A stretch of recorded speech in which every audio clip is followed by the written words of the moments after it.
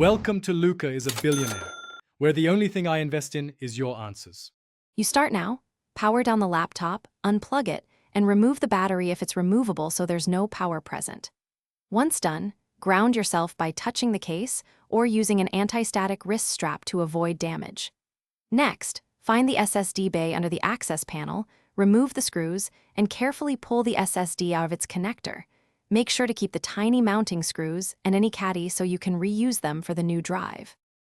You'll now mount the HDD, transfer the SSD's caddy, or use the laptop's drive bracket, align the two.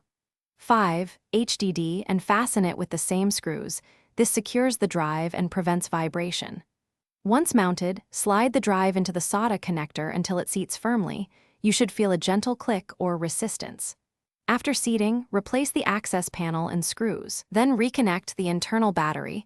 If you removed it, you finish by powering on and entering BIOS/UEFI to confirm the HDD appears and to set the correct boot order. If you plan to install an OS, boot from Install Media and format the drive.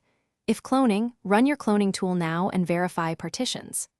If the drive isn't detected, power down, reseat the connector, check screws and power cable, and try another bay or adapter.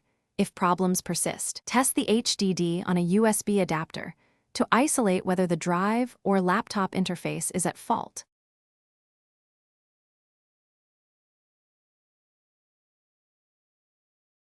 Thanks for watching and please subscribe. It's the best investment you'll ever make.